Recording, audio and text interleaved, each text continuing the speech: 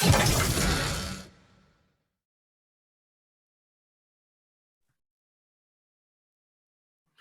day, everybody. Hey, this is Dr. Terry and Tom, and we are here with a psychic medium, and beyond that, a ghost hunter, and beyond that, from South Dakota. And beyond that, she's going to talk about some spiritual awakening. So if you've never had that experience, we're going to kind of delve into that. We'll touch base on some of the other things. And so we have with us Dani Jo Butler from South Dakota, as opposed to North Dakota. It's South Dakota. It's warmer there. So Dani, hey, thanks for being here. Hey, thanks for having me. Nice to be here. Well, you know, when we talk about these spiritual awakenings, I mean, you have a huge background. I don't know if you want to give a little bit of your background so people kind of know who they're getting advice from. So if you want to hit us with some of that, that's great. And then we'll kind of go into spiritual awakening. Yeah, absolutely. So I've actually been working as a professional medium for about 10 years. I had my own spiritual awakening, and it was with another medium who kind of showed me the ropes with things.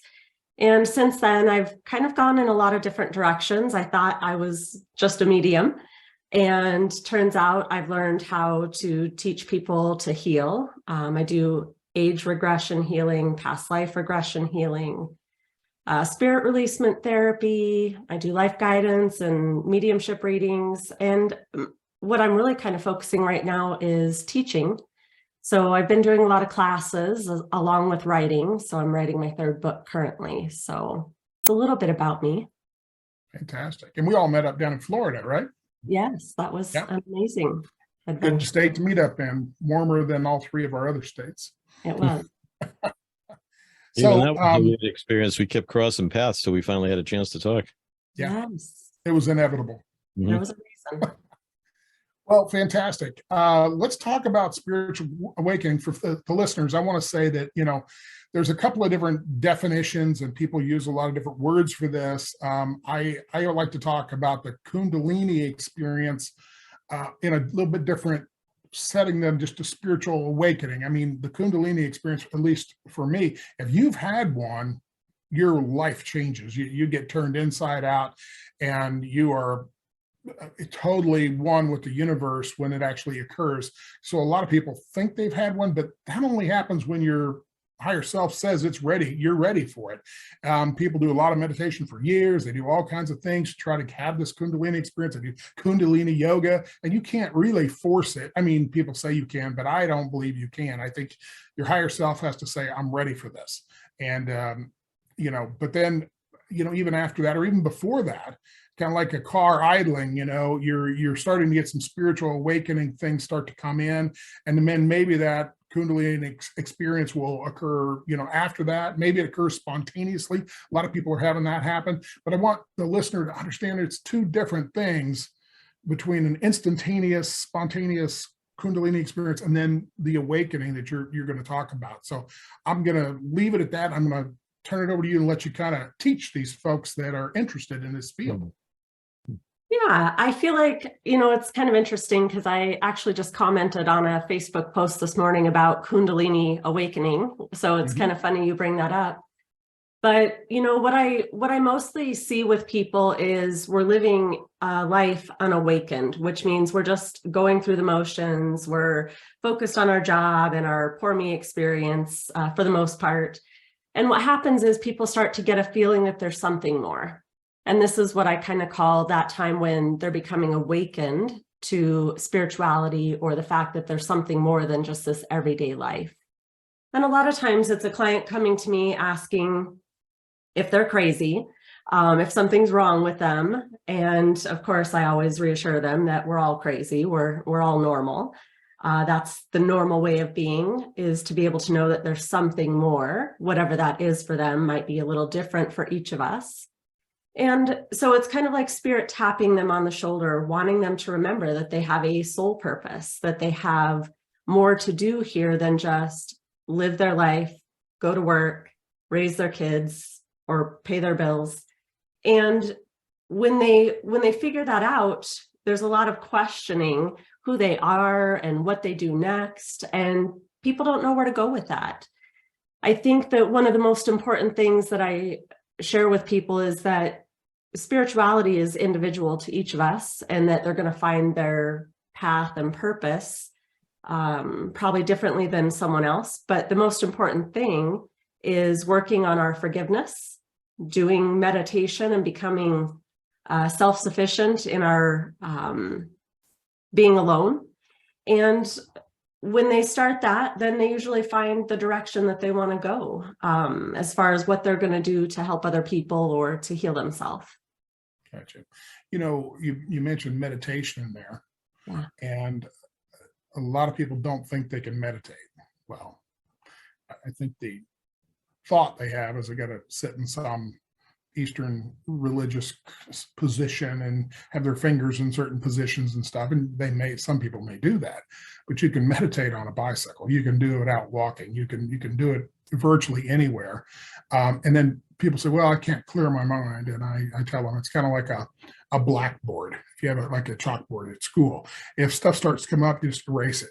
And then it comes up again, erase it. And it comes up again, erase it. Pretty soon it'll start to get 0 and 0 and 0. And even if you can't stop the monkey mind totally. You can slow it down, set it off to the side, take the little you and put it on the shelf and try to focus on your higher self. But it's honestly, I think when you start doing it, it almost becomes rote or automatic, if you will. Do you have any suggestions for people that want to get into it? Because meditation seems to be an open door to get into this. Yeah, I think, what Spirit shows me is meditation is the top healing tool that was given to us to heal ourselves.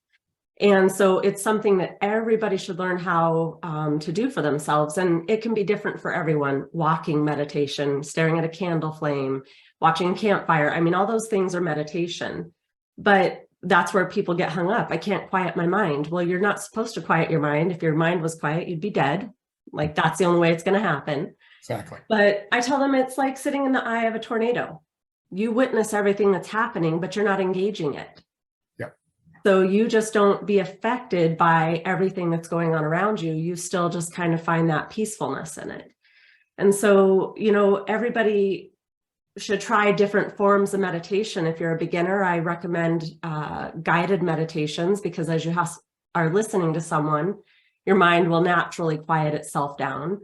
But there's a lot of people who can't do that. I have clients who are afraid to close their eyes. So I tell them, find a spot on the floor and allow yourself to just relax, focus on your breathing. But I think there's a lot of misconceptions about meditation. But if you find what works for you, it can be life-changing. Yeah. I was out in Sedona, and I got the opportunity to work with some advanced stuff, technological stuff. And what it was, they blocked your eyes out, and then they put earphones on you. But and they had you lay down and so forth. And they actually stimulated your visual cortex with audio input. So you were actually seeing third eye stuff in a very fast form. And you were in a kind of a meditative state, and you would go higher and higher and higher in dimensions and so forth, seeing all the sacred geometry, and you could see future events and stuff. Very cool stuff. Sometimes I think technology, it can be really helpful if it's the correct stuff. Some stuff you pull off the internet, Lord knows if it's correct or not, if it's going to mess you up. But any thoughts on any kind of technology that might be helpful? I think what I have found most for myself is that sound and vibration are huge when it comes to healing and meditation. Just for instance, talking about sound, we use singing bowls in our work. And I was working on a client who had a very stubborn attachment, and my daughter just started using a really high vibration singing bowl, and instantly that was done. But as far as like meditation goes, those vibrations take us to different levels energetically. So I do think there's a lot of technology that can be great, color and sound. And you're right, the internet has a lot of stuff you want to stay away from. I have a really hard time finding anything that is recorded that I can listen to. There's a couple that I recommend, and I listen to my own stuff often because it relaxes me. But yeah, I think, there's and there's some great apps out there. I think you can find some great apps that have great meditations as well, but you should be choosy, especially the long-term overnight ones. Yes. Yeah. Yeah. Make sure you listen to As a master hypnotherapist, when I'm dealing with my clients, a lot of times I might make them a custom tape just for them because I know what their issues are. And so they can go to sleep listening to that. And they're used to my voice, and I can turn on the hypnotherapist voice and it will put them to sleep, which is exactly where I want them to go. And then their subconscious mind will continue to listen. But it's going to be on issues related to their problems. And I think that's been pretty helpful down the line. Tommy, you got anything on that? Yeah, I use the technology because I, have some challenges sometimes quieting my mind. I joke about it, the squirrel cage is always spinning.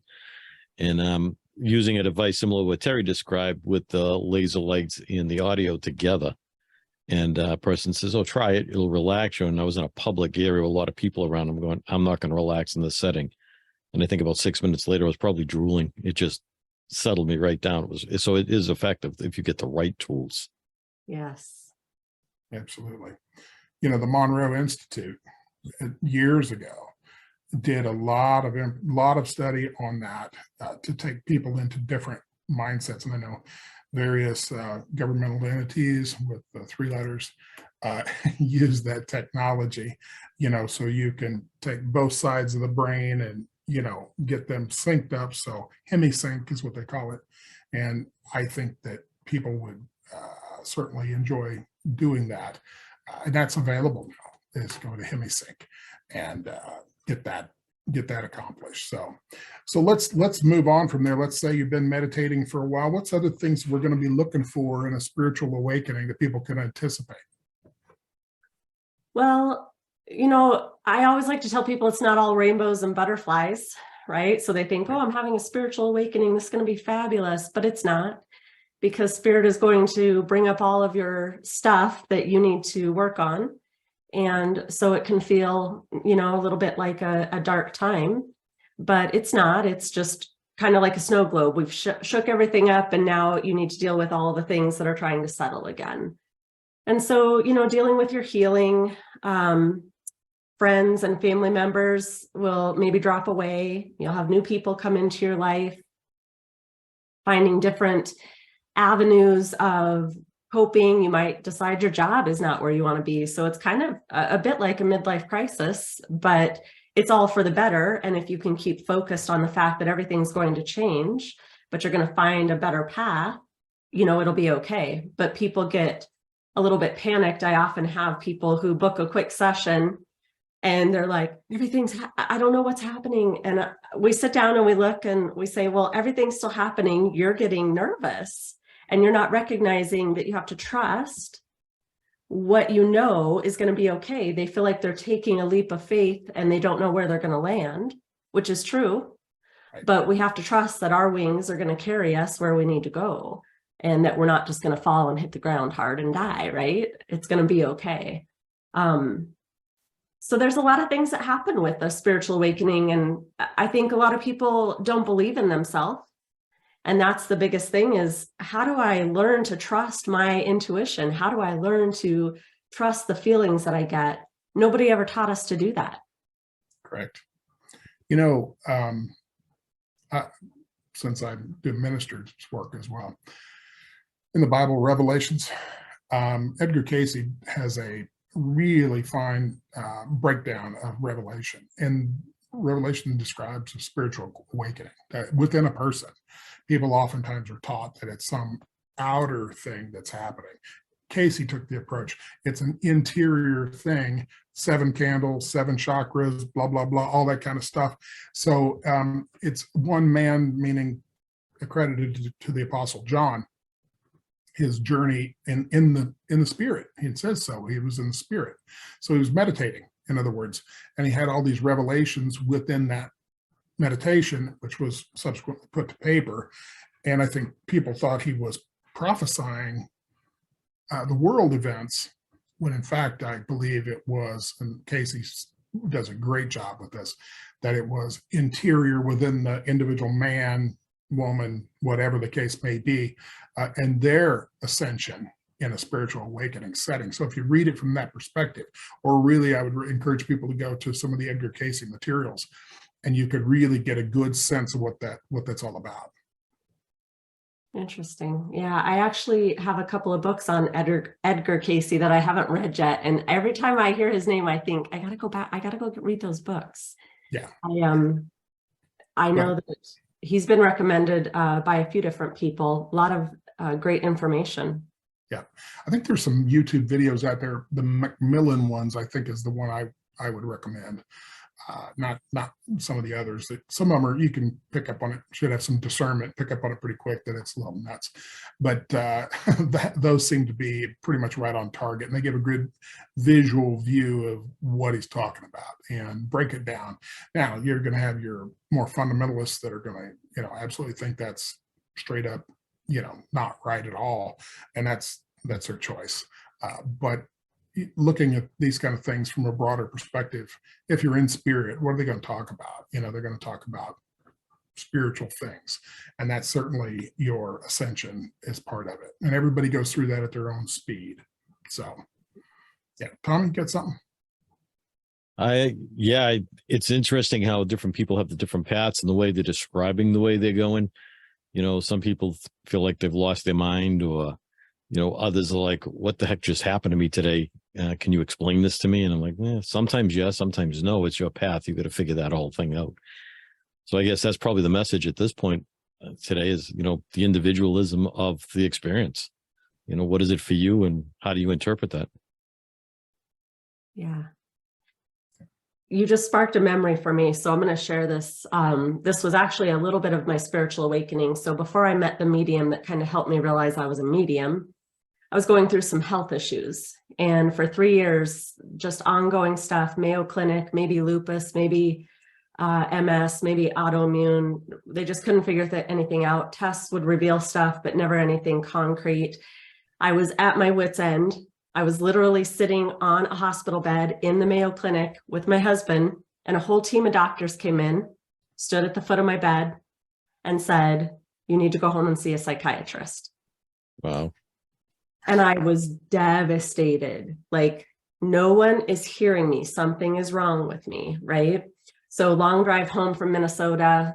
We didn't talk at all. My husband just held my hand. I cried the whole way thinking, I'm not going to a psychiatrist. I don't want to see a psychiatrist. That's not my answer. But I went because it was their suggestion.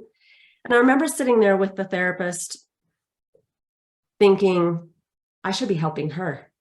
Why am I here? So I didn't go back. And what I did was I actually started using essential oils, tried to start decluttering my life of stress and problems. And then just a few short months later, had the meeting with the medium that kind of opened the doors for me. And as I looked back on all that I went through, I knew that everything that I was experiencing that was physical was actually spirit trying to connect with me. All the feelings of feeling like my heart was racing, like I was going to pass out, like something was wrong. These were all the signs of them trying to connect and me not knowing that.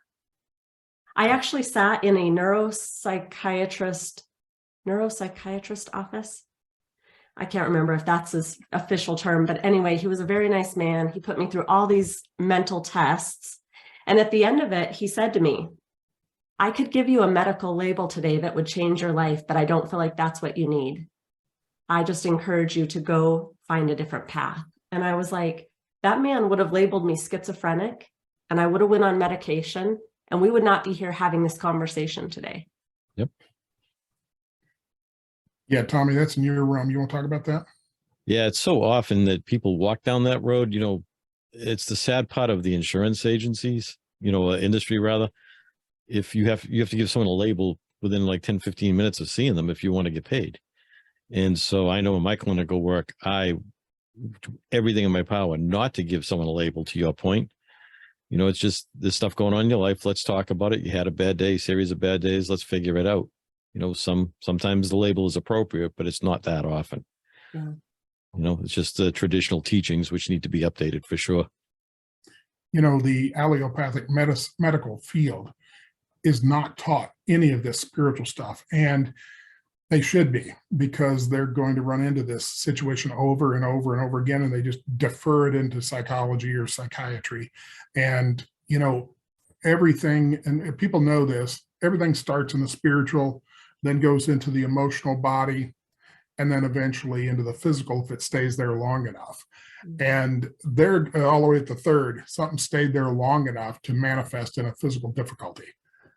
We need to back up the ladder and start where it all starts, in the spiritual, and then work the emotional situation, and then the physical will resolve itself. And I feel like that's missed, but it's coming on strong with podcasts like this, people who deal with clients that have these kind of issues. As long as the AMA doesn't stick their nose into spiritual matters that they don't know anything about, or try to stop people from doing that, I think we need to hold on to freedom of religion, because this is I see it as a religious view of how you relate to the creator and so forth. So some states will inevitably, who like to go out and grab onto power and try to control people, they will eventually attempt to do this. And I know some states have already had it. Yeah. The other thing we probably should talk about along this line is people flip that script the other way. Yeah. Where they feel, and Terry knows some of the people we've worked with that truly have a mental health issue, but then they try to hide it under spiritual growth and such, when Absolutely. that's not the solution. To say I'm meditating and I'm better is not the answer. Unfortunately, the hard work behind that for some people needs to be done still. So it takes a skill set to determine which is which and try to figure that all out. Yeah, and there are ways to do that, but if you're not trained in the ways to do that, I had a guy who thought he had a demon attached to him, and since I'm usually doing remote stuff and I got to go pretty down and dirty pretty quick to figure it out, what I found out was he had multiple personalities, and because if it was a demon, they would have known things, but this supposed demon didn't know anything. It's a complete idiot, and it was actually him, and he had serious difficulty. So we transferred him to both a psychologist and a psychiatrist for assistance, because that's what the problem was. And so there wasn't demonic attachment at all. And so anybody who's got ethics, and we will have we're going to have a lawyer on the podcast to talk about ethics in this field. It's important that you follow quality ethical control, and make sure that you don't continue to, if you're in this field or any other for that matter, doctors, the same thing. You start taking money and money and money and money and money, and nothing's happening.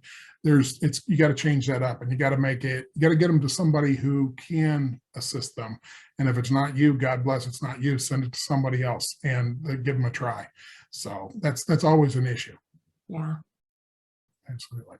So one of the things you also talk about, and you do, and this kind of relates to some of these things we talk about spiritual stuff, is your ghost hunting or paranormal investigations. Tell me about that and how that works in your function, your life. Well, it was kind of funny how this came about, actually. A few years back, I had a client reach out to me and ask me if I would come and do a reading at her home. And I don't always do that, but I agreed to do it. So went to her home, and as I sat down to do her reading, there was some strange things about her house. And I just started telling her, "You got some stuff going on here." I was like, I hadn't walked through her home. We were just sitting in her kitchen, but I was like, there's a closet upstairs that feels really bad to me. Anyway, so she said, yes, I have some things going on here in the home. So I started kind of telling her what I was picking up on, who was there, what they needed. And she disclosed to me that she had had a paranormal team come in, and that they had found some evidence of haunting. And I asked her, did they provide you any solution? And she said no. And so anyway, I kind of gave her some tools and left there thinking I should just reach out to this paranormal team. If we could work together, they obviously can provide the proof, I can provide the solution. It would be a great team. So I reached out to Black Hills Paranormal Investigations, and they emailed me back and said, yeah, let's meet. We met in a Burger King, which was really funny because there was a religious group there that were really uncomfortable about our subjects. We were talking about getting lots of over the shoulder looks. And Anyway, we agreed to do a trial investigation together, and we went back to that same client's house. I didn't realize they were putting me under a test, but that's what they were doing. And I guess I passed the test, obviously. They had never wanted to work with mediums because they had had a lot of people say, I'm a medium, which, they couldn't provide any proof or good work behind it. So we started working together, and I've been on the team ever since. We've actually been able to do a lot of house clearings and help people with those kinds of things over the years. And it's become a blessing for me. I don't charge for any of that work when we go on the Black Hills Paranormal Investigations tours. If we do portal closings or house clearings or whatnot, it's just part of the investigation. It's a nonprofit. So we just go and do our work, and I love it. My daughter's also a part of the team now, and we work together. So it's a lot of fun. Yeah, I get a chance to do that too. And my son's part of that group. So I get that generational stuff. You talked about portals, and for the listeners are going, what the hell's a portal? So explain to them what a portal is in a house or building. Absolutely. So there are energetic openings that go to different realms, I guess, for the best way for me to describe that, which means spirit, good or bad, can come through those openings. They're like a doorway, and they can be opened in many different ways through Ouija board use or people's spiritual practices, not knowing what they're doing, lots of different ways. And they're kind of like if I could describe it in the way that I feel it, when I'm walking, the ground will feel spongy to me. And then if I tune in, I can see what looks like a pond area. If I'm walking through it and it's an upright portal, it will feel like a cobweb that I've walked through, or the tingling hair on your neck stands up. And so when you have an opening like that, you obviously have things coming through that you don't want coming through. They can also open a portal through a mirror. These can be a gateway. I'm sure there's other ways as well, but that's what I've mostly found. And so my daughter and I have a great practice of closing those down through visualization and prayer and words and drawing symbols. And so we usually do that together, just sitting on opposite sides of the portal. We actually did a portal closing at her home. She bought a small home here in Belfouche, and we were doing a live investigation there just to show people what an investigation is like. We had a spirit box going where it was talking, spirit was talking through it. We turned everything off, but we had a recorder going. And so we sat down to do the portal closing without viewers. This was kind of a thing that we just needed to focus on. And on that recording, I had said to the spirits that were there, if you came through that portal, you need to get ready to go back into the portal. This is your warning notice. And a male's voice on the recorder, which we listened to later, said, F you. And we were like, holy crap. But there were two male spirits that had to be kind of bound back into that portal and closed down. Right. I, for the most part, have never had people have a portal reopen, except for one experience where there's a very strong portal because there's a water source and the stones and the ley lines. There's just so many things that are complicated there. And it had reopened, and the homeowners did a lot of research and were able to teach themselves how to close it back down, which was amazing. But yeah, absolutely. And so for the folks that are having these issues, having the proper people in, and you're going to stumble around in the dark because they usually are not in the yellow pages. And you get on the internet, you might get a Yahoo rather than somebody who's legit, because a lot of legit ones, so not from what I've seen, don't advertise. A lot of it's word of mouth. People legitimately know this person or this group can come in and do authentic work, and that's really challenging. So if somebody is in that kind of difficulty and they're in your region in South Dakota, what would you suggest they do? Yeah, I think, sending us an email or giving us a call at the Sacred Soul Shop, we can definitely, I often will give people an option, like I can tell them all the steps to take, or we offer those services to come out and do that as well. But you do need to do your research. I've had people say to me, and I'm going to go out on a limb here and say, we've had, I'll say, religious clergy and spiritual healers come in and we're still having problems. And what I find is if someone is not intuitive enough to see what they're doing, to know that spirit is gone or that they've closed a portal, they come in and do their practice, but they're not aware that things are still there. Right. And so if you did have a religious clergy in, they're not able to tell you if something is gone. Right. So there's a misconception that all spiritual people or spiritual leaders are able to do that work, and they're not. Yeah. Because if they can't tune in and see, the demon in the basement, for lack of better terms, right? They're not going to know that they have something more to do there. We actually spent 2 hours in a house trying to clear this dark energy because it had this crazy little path where it would go from the basement through the vents up to the upstairs closet. And we could not we actually had to separate. And that sounds crazy. Like, why could you not just do the work and get it to go? But we had to do the right thing in the right amount of time to get that thing to go. And if you're not aware of that, things will stay. Yes. And for the listener, they need to understand just because they can't see it doesn't mean it's not there. It's like the wind. You can't see it, but you can feel the effects of it. And if you think of it that way, now, when you bring people in who can see using third eye or sometimes their natural eyes, you gotta give them a chance to do their work. And trying to move somebody from one point to another, because Tommy and I both come from law enforcement, sometimes you just got to put them in an arm lock and escort them out. And that's just they're going to be kicking and screaming the whole time. And it's no different when you're talking about entities from the other side.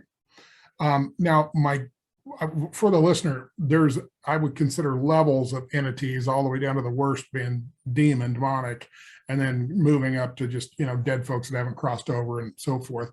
What kind of classification would you say that you've run into or you believe exists?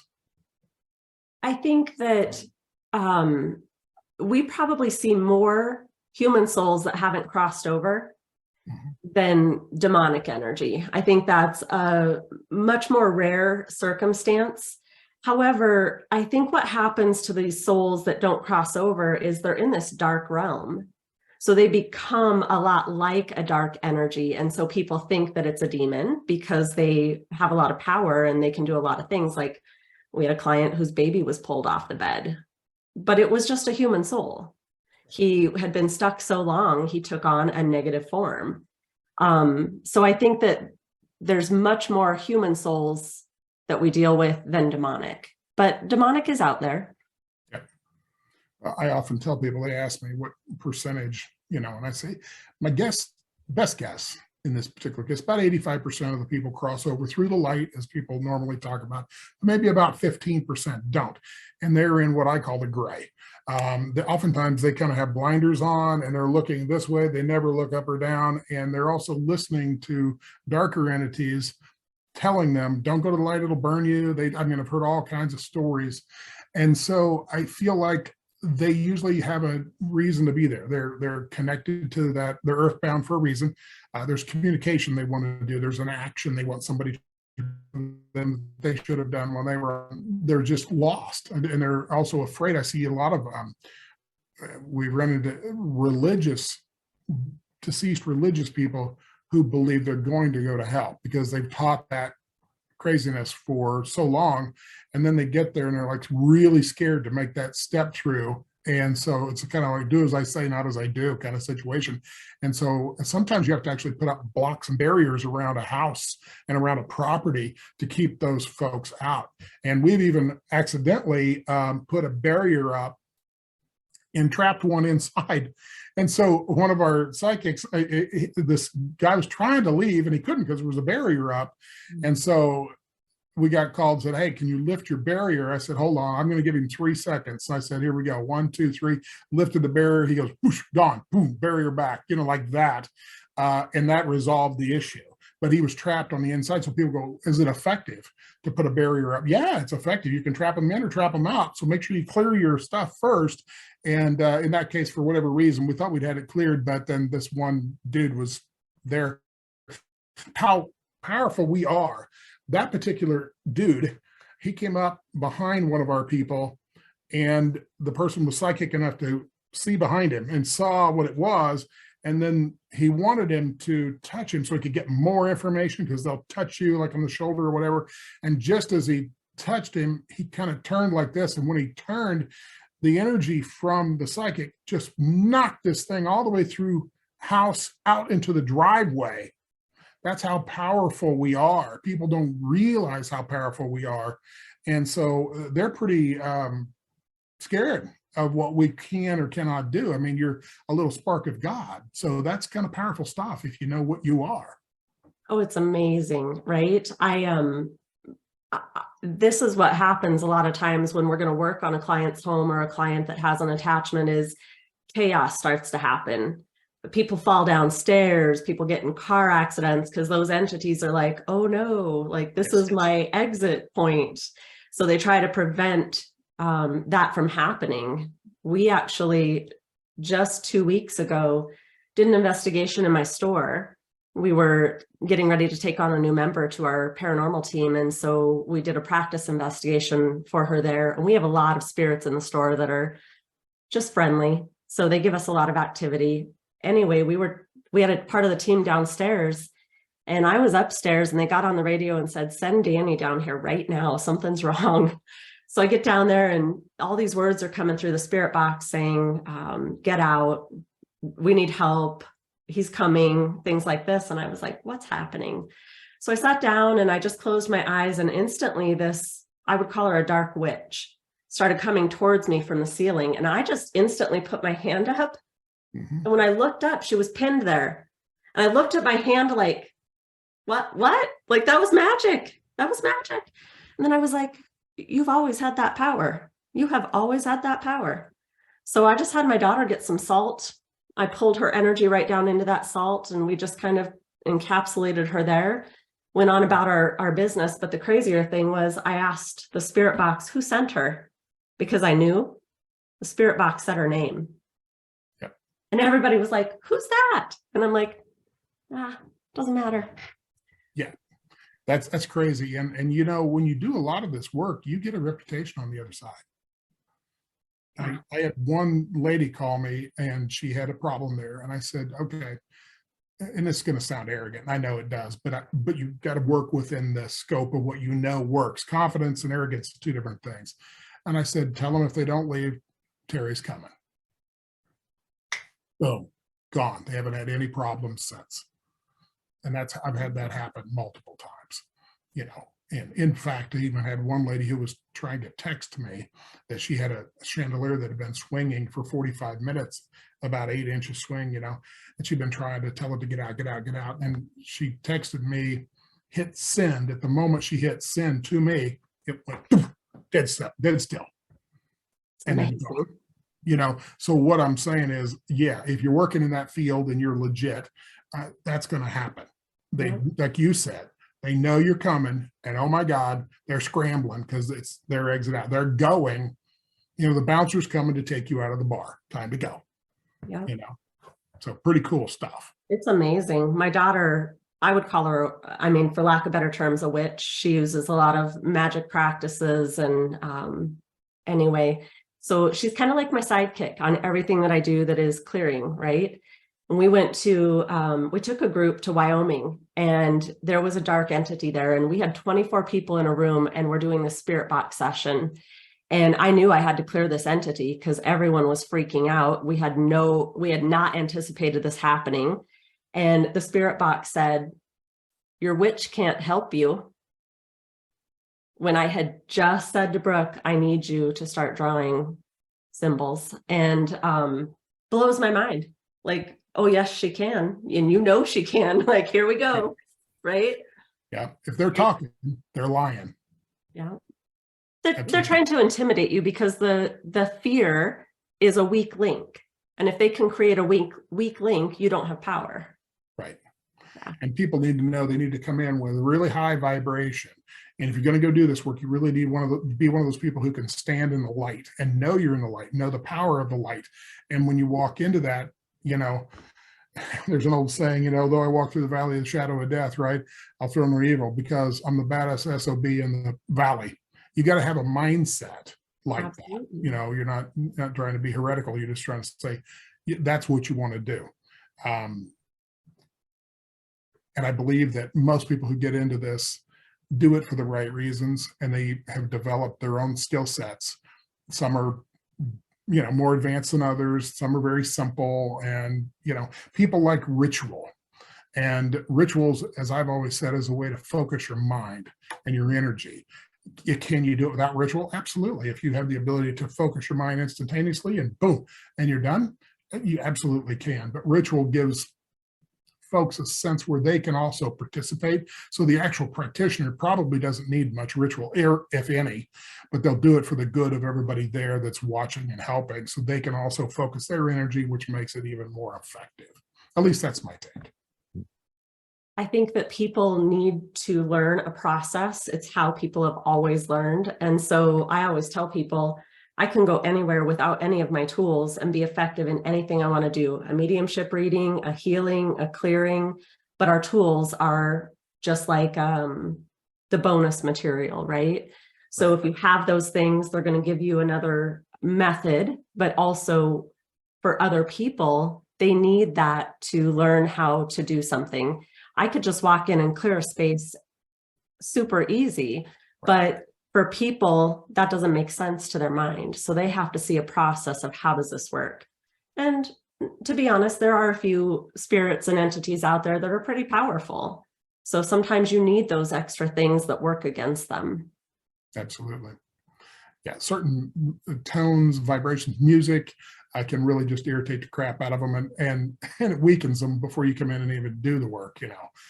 So that's fascinating. Tommy, you got something on that? Yeah, Danny, I just had a question maybe for the audience. You've mentioned a few times the spirit box. Could you explain what that is to the listeners? Yeah, absolutely.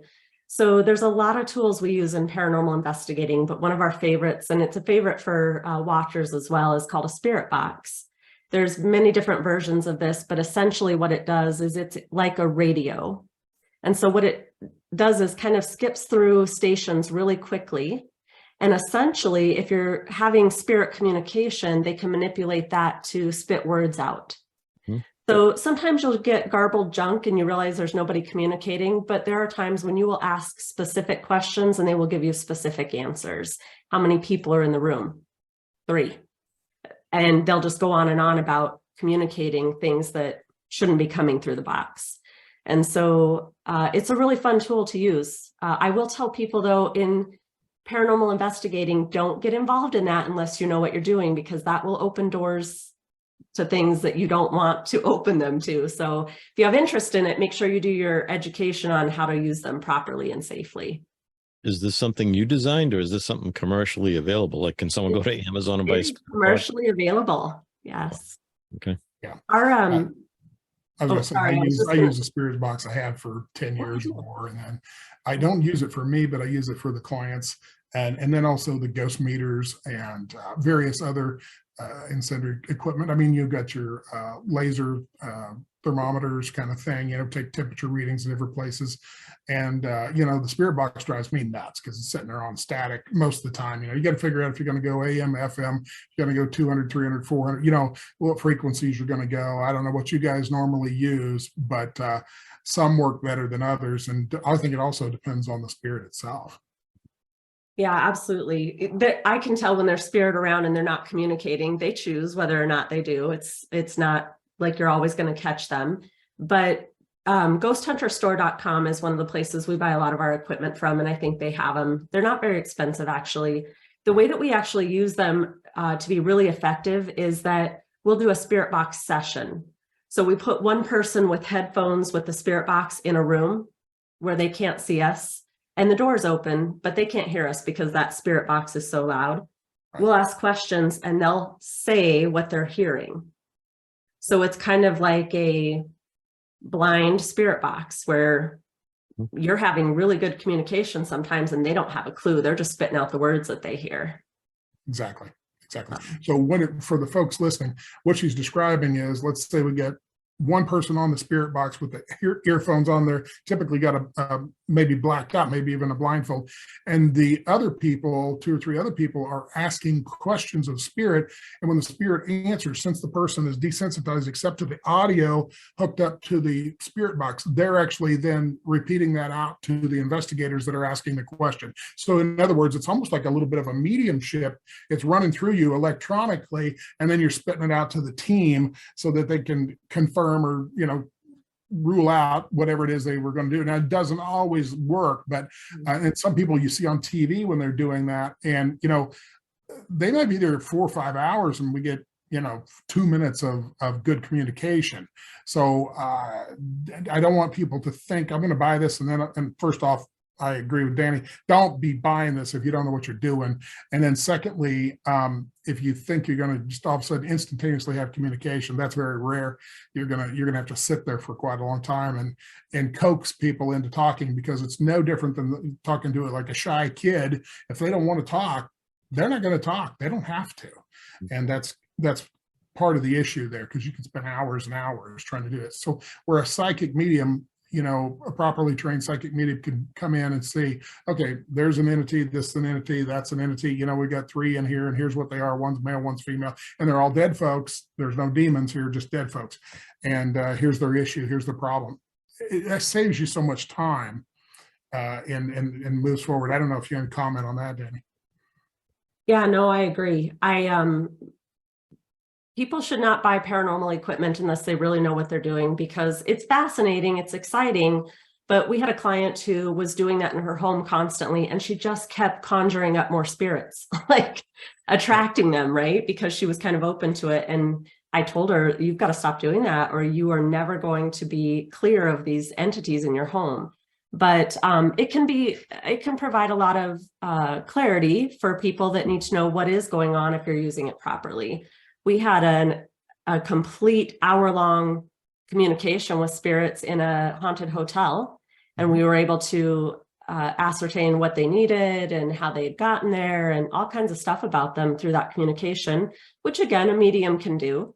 But for the majority of the people there who are not able to use their spidey senses, right, this is effective and helpful for them to kind of be included in the conversation. Yeah, absolutely. I talked to one on actually it was a ghost meter. We kind of did it that way for 45 minutes, and found out he was, where we were staying, he was killed in a car crash on the highway adjacent to us. And he really had some issues and some communication he wanted to get to certain people and so forth. And the worst part about that one was it was years and years and years and years ago, and I didn't know near what I know now. And he ended up riding home with us, partially home, and he was getting on our cell phones, and he was texting us and things of that nature. People go, can they do that? Well, yeah, they can do that. Absolutely. Because then what I did was I knew somebody back in that town. I said, listen, I'm going to transfer this guy back to you if you're willing to take him and work with him. So I told him, how he wasn't going to be here. We're going to go back to so-and-so. And so I sent him back, and we had no problems since with that particular issue. But that was so many years ago. But I remember that's part of the learning curve. And you will experience that. Even people teaching you, you're still going to have these learning things, and you're going to have to figure it out yourself in a lot of cases. Absolutely. Yeah. Fascinating stuff, isn't it? Yeah. So you do, switching gears here, we're kind of winding down, but you do psychic medium work. Do you want to work on 2 training dummies, Tommy and I? Yeah, absolutely. See if you can get anything worthwhile for us. Absolutely. Let me just tune in a little bit here. I'm going to tune into Tom first. Okay. Probably get a lot of static.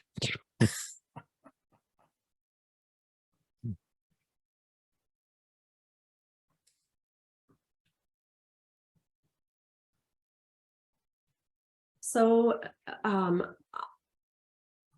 going to say this. I'm not sure how it kind of plays in here. There's a little boy around you, and I'm going to come back to him, but I've seen him with you since we've started. I don't feel like that little boy came into this world and lived a life. So I feel like he would be a pregnancy loss for someone.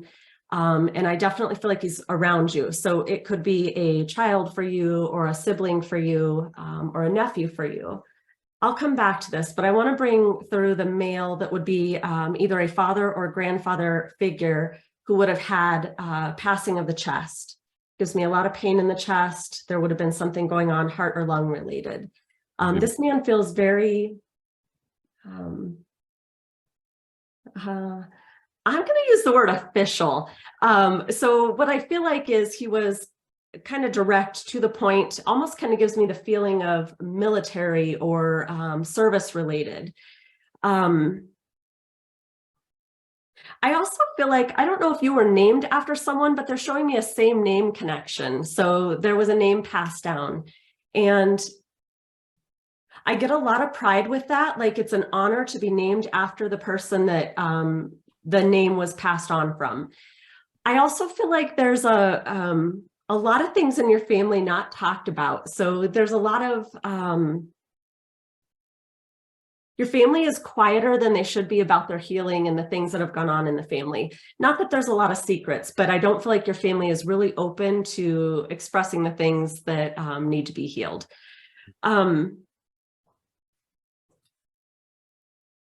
This man that is on the other side that feels like a father or grandfather figure for you is showing me keys.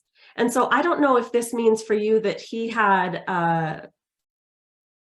an effect on you, like teaching you how to drive, or if you had a vehicle that was his. But do you understand the key connection? No, I don't, but I thought.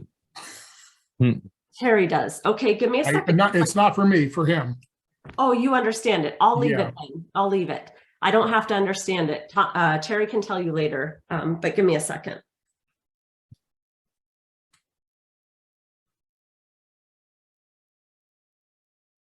I also get the feeling that you learned something about someone after their passing that made you have more compassion for their life. So I'm going to leave that with you as kind of a feeling of, like, when you read this or you understood this, it was kind of like, oh, I understand this person more. And I almost feel like you have more compassion for them through what you learned about their life and their journey. Do you also have letters that someone wrote through their life, or it feels to me like a woman would have had letters that were written to her from her partner or a boyfriend or a spouse. And you might not have these, but this would be in the family. So I'll leave that with you. And also the month of August is significant. So this would be a birthday or a passing or an anniversary date connected to this part of the family, father, grandfather. And you have 2 children or 3? None. Oh, hold on a second. Are you one of 3? One of 2. I you've got 2 children. Well, yeah, I guess not my bloodline, but yes. Okay. This is a common occurrence with sitters. You're my sitter right now, right? Is they'll tell me no, but actually just because they're not biological doesn't mean they're not your children. Right. That's a common thing that people do. However, I also feel like you being one of 2 might be my confirmation that you would have been one of 3. I can't tell you that 100% for certain, but I almost feel like this male, the child that is around you, could be a sibling for you that didn't come into the world. So you may or may not know that information. You may be able to figure it out. But I do feel like you've been through some extremely crazy experiences in your life. A couple of times where you should not have made it through. And I feel like this sibling or this male child has actually watched over you as well as your guardians. But I feel like all along through all the challenges in your life, you were still going to be here. You were always protected because you're not finished. And you still have some soul mission work to do yet. You need to teach someone what you do, because someone needs to take over for you. And it's someone around you right now that you already know. It's a younger person, male. So I'm not sure where that comes in, but I definitely feel like, have you written your book? No, we keep talking about it, but it's on the docket for this year to get going. Stop messing around with it. Yeah, make time for it. It's important. It's a big part of your journey. Yeah, there's a lot of shifts happening right now, so there's going to be different reallocation of time. Let's put it that way. Yeah, absolutely. The male for you that passed of the chest, is this dad or grandpa? Father. Okay. I feel like you look a lot like him, and I feel like there's a lot of similarities in your personality too. I definitely feel like he wasn't a real good communicator with emotional things, Nope. but he really, really stands behind you with a feeling of accomplishment and pride for the work that you do. So please know that he is always with you. Okay. Okay. Cool. Give me a second here, Terry. You're one of those people that people sometimes tell you that you're a hard read. Surely not. You put up a little bit of boundaries for people because you don't like people in your space. So if people tell you you're a hard read, it's because you allow certain people in and you don't allow others. And there's nothing wrong with that. It's because you've had to put protection and boundaries up for yourself. Who would be the M name connected to you that's gone? M name. I had a Aunt Marion. Okay, I was gonna say the MAR sound. So, and Aunt would connect for me. Well, MAR. I had a daughter. Middle name was Marie. Okay, your daughter's still living though? Okay, give me a second and let me see which way they're going here.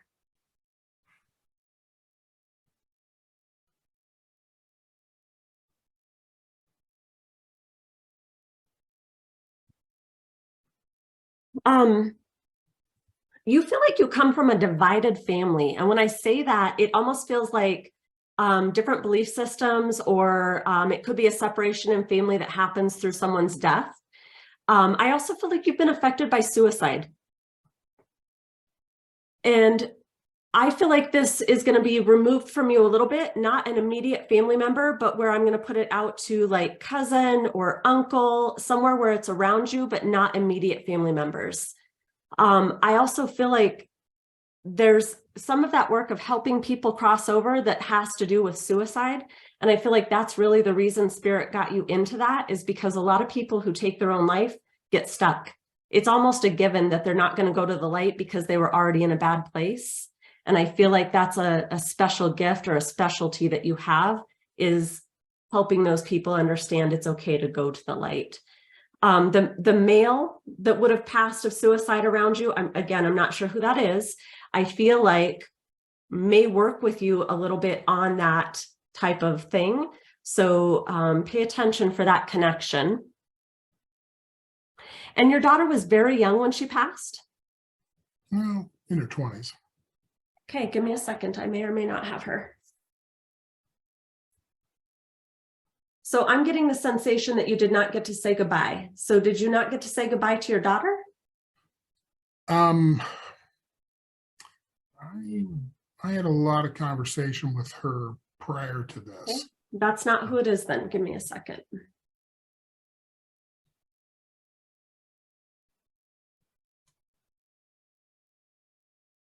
I do feel like it's a female. I do feel like it was someone who passed of a medical condition, but I don't feel like you got the opportunity to say goodbye.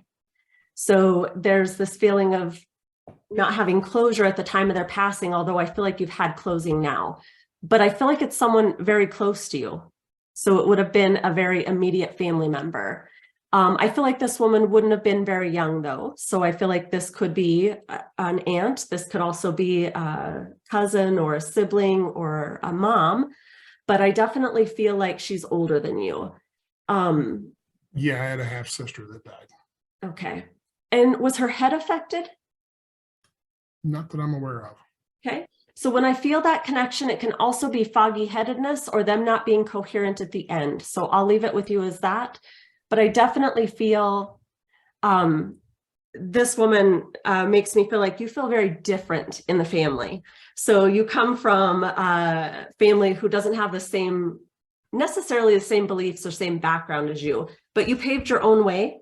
And you did that because you came here for that. You are blazing a trail that you have no worries about. Like, you're burning things down and just going for it. And that's what you're supposed to do.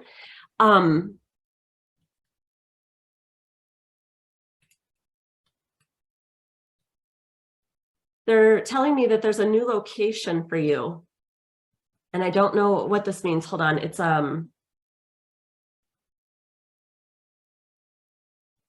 It's a physical location that you're going to go that is going to change things for you. So you're going to have an experience there that's going to be mind-blowing, but it's also going to maybe open new doors for you. So I'm not sure what that is. I'm not going to try to interpret that, but I definitely feel like it'll happen within the next 3 months. So there'll be something pretty amazing that happens. I don't feel like it'll all be exciting either. It might be a little like, holy crap, but something good is going to come out of it. Almost like a new strength or a new technique for you. Anything past life-wise? Yeah, let me tap in.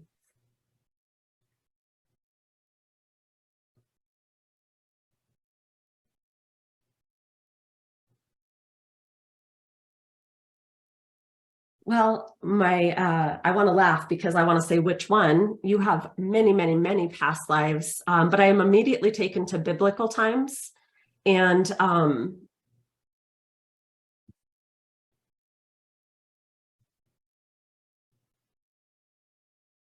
I feel like you had a very, how do I explain this in words? Powerful, very pure energy, well known is what I want to say, inspirational. Like you made an impact on the world that is still felt today, and almost kind of like what you're doing now, but just in a different capacity. But you definitely have a reputation. And that lifetime was really like, it was the one for you. Everything else you're doing now is really for everyone else. Yeah, that lifetime is well known. Yeah, I feel that. I feel very pure energy though, for you in that lifetime. Very pure, very connected. Doesn't get much more high vibrational than that. Yeah, that would be correct. Mm-hmm. So yeah, it was one of those. Yeah. So that has come up a multitude of times. So you're dead on with that. You might even have birthmarks or scars in this lifetime that connect to that lifetime. So pay attention to that too. Will do. Yeah, that was a interesting life for sure, but one that's written about. Are you writing about that? No, I'm not writing about that lifetime because I don't want people showing up at my doorstep. If that makes sense.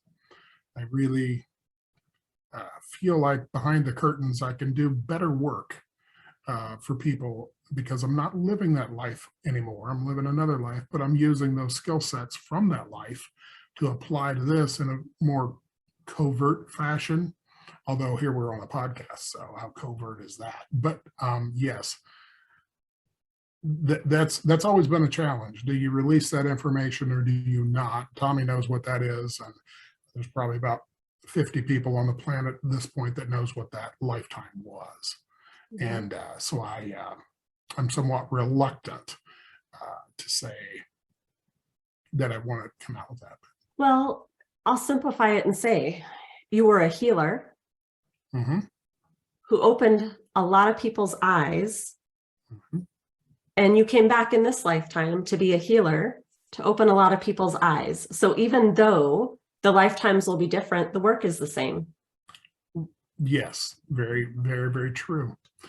And I guess the question becomes, if anybody on the other side, meaning spirit, archangels, whatever, thinks it's time to release some of that information, yeah, I'd like to hear their commentary if they have one. Well, let me feel into that, because I kind of maybe feel like they have something for you on that.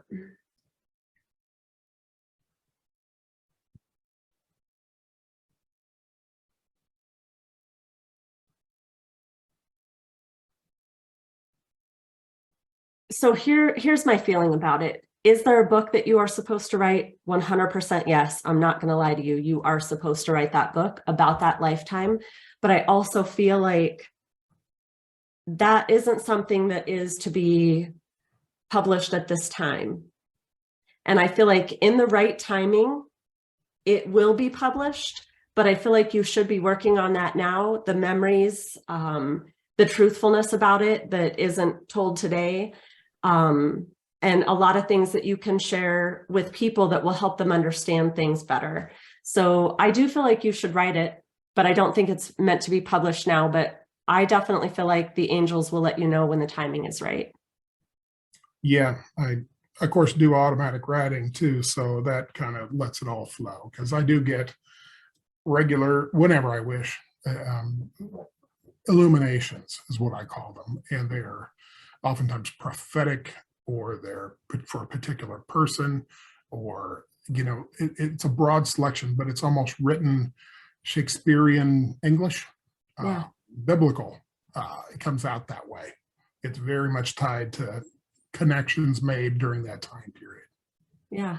It's pretty fascinating, actually, from taking the 36,000 foot view, looking at it and understanding. And I think, in my doctoral dissertation, I spoke about reincarnation. In other words, I had to prove certain aspects. And, so I use that experience to be able to dig really deep into reincarnation, because I really feel like the way to higher levels of consciousness is through the understanding that reincarnation is real.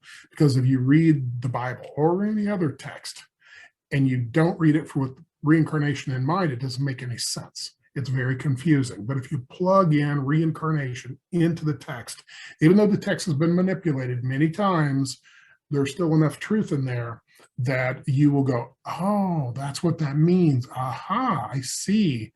And it gives you that freedom to understand you don't have one life. You've got, your soul is immensely tied to infinity and beyond, as Buzz Lightyear would say. You are going to live forever in a spirit sense. You're just incarnating in this bag of bones to have experiences and to hopefully assist other people while you're here. But it is ultimately your experience to live.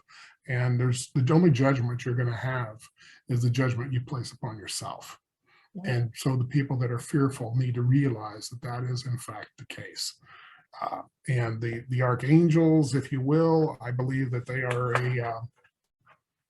the energy of God. They're a face of God. And I explain it to people that, and this is my way of doing it, everybody has their own, and I respect that, is you have, using Dani Jo, you have a face, a mother face, you have a potentially wife face, you have a worker face, you have a daughter face. They're all you. And so the archangels have the seven supposed archangels have the different faces of God, the healer face of God, the justice face of God, blah, blah, blah, on down the line, And so when you want to manifest that stuff coming forward and you call upon that, you have that energy available to you, and you can manifest that energy in the situation that you're in, because that's what's needed at the time. Because when I've done healing, because I'm a Reiki master and all that kind of stuff, and when I've done some healing, I've had people around that are psychic mediums and so forth, and they have seen me turn entirely green with energy. And then there's other times when I'm doing more in your face justice related stuff, I turn blue, so I believe it's just an adjustment of your frequency for what you need to do at the time. And, if you get above that, you can go, the white light. I've actually, and this is an interesting, I don't know if you've seen this before, and this has been reported to me multiple times, that I disappear, turn into white light, and I disappear, and they cannot see me while I'm just sitting. And that's happened numerous times. Mm-hmm. And it's just, and I give an explanation for that, but I'm always looking for other people's input.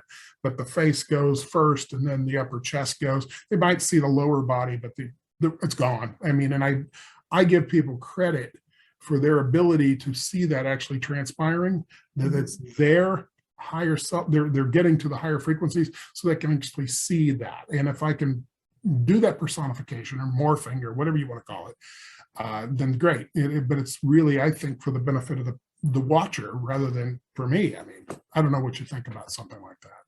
No, I agree. I will channel my spirit guides sometimes for a group that I teach, and they will see the face change, the colors change.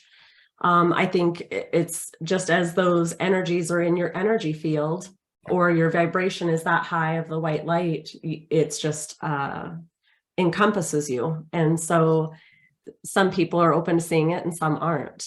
And, it's very much those senses we have that are not just the physical senses that see the colors and the vibration. I see the earth in front of me move like that when there's a vibration.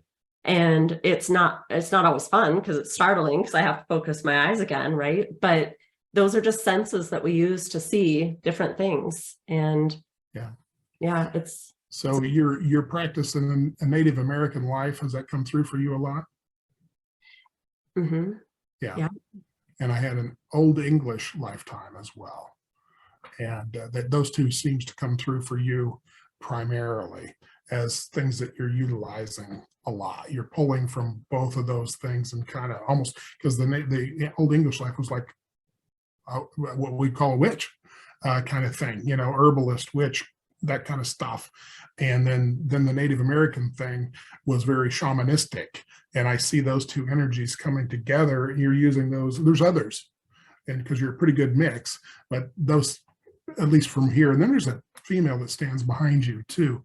And she is kind of off to your right, and but she's an older female, and it's either gray hair or blonde hair, I don't know which, and she seems to be a little stouter, and I didn't talk to her, I just was been watching, so I don't know, you probably know who that is, but she seems to be with you a lot and loves to hang out and help you do work and so forth.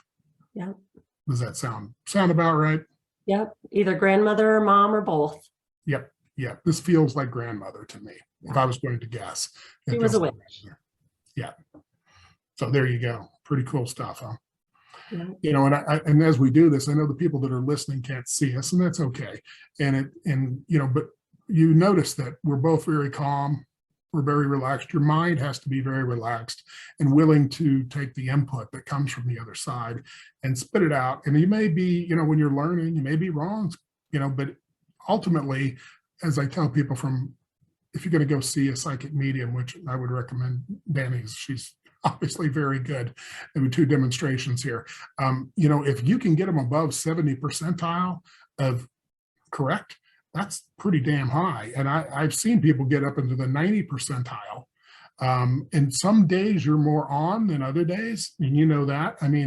But ethically, I hope that people, if you're happen to be a psychic medium, that you ethically step back. If you're not connecting that day for whatever reason, just give the person their money back, or just say, let's reschedule this for another day, something like that. I hate to have somebody try to push a round peg in a square hole when it's just not working that day. And we see a lot of that in this field. And that's where people who tune in get a bad name because of somebody who's money driven. And that's really challenging. Absolutely. I think there's a lot of factors too. I always tell my students, you're never wrong, because mediumship is interpretation. You can't just open a book and read the facts. You have to understand it, feel it through your own experience. So just a quick, for instance, I had a guy who was giving a burning feeling on my back. And the only thing I could really liken it to was like getting a tattoo, right? This burning feeling. But he actually burned in a helicopter crash. Well, that's not in my wheelhouse of experience. I've never known anyone to die that way. So it would not come into me as familiar. But here's also a tip for mediums, right? Give what you're getting. Don't try to interpret it. The burning sensation on my back. That's all I had to give. Right. So these are things you learn as you go, is get your logical mind out of the way. Don't try to be the one who fixes it, who knows it all. Just give the information and let it be. Fantastic. Well, let's wrap this up. We really, really delved into a lot of things. Fascinating.